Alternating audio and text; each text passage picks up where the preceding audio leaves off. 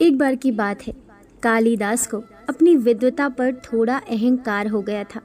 एक बार कालिदास किसी काम से जा रहे थे। गर्मी का मौसम था। उनको बड़ी जोरों से प्यास लगी। आसपास ना ही कोई गांव था, ना ही कोई तालाब था। चलते चलते कालिदास प्यास से बेहाल हो गए थे।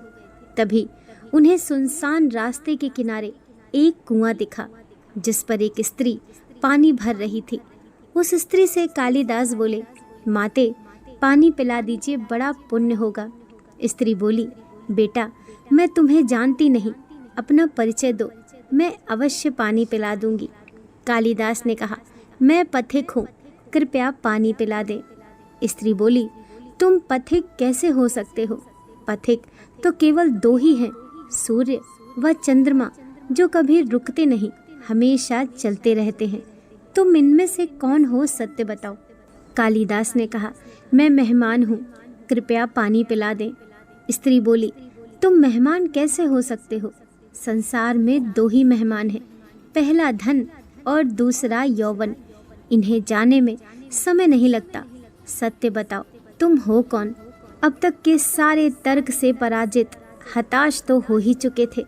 कालिदास बोले, मैं सहनशील हूँ, अब आप पानी पिला दें। स्त्री ने कहा, नहीं, सहनशील तो दो ही हैं। पहली धरती, जो पापी पुण्य आत्मा सबका बोझ ढोती है, उसकी छाती चीरकर बीज बो देने से भी अनाज के भंडार देती है। दूसरे पेड़, जिनको पत्थर मारो फिर भी मीठे फल देते हैं। तुम सहनशील नहीं, सच बताओ, तुम कौन हो? कालिदास लगभग मूर्छा की स्थिति में आकर और तर्क वितर्क से झल्ला कर बोले। कालिदास बोले, मैं हठी हूँ।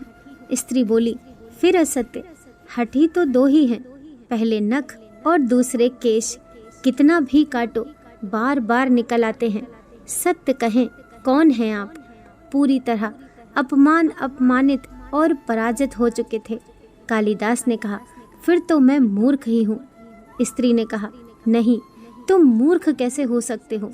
मूर्ख दो ही हैं, पहला राजा, जो बिना योग्यता के भी सब पर शासन करता है, और दूसरा दरबारी पंडित, जो राजा को प्रसन्न करने के लिए गलत बात पर भी तर्क करके उसको सही सिद्ध करने की चेष्टा करता है।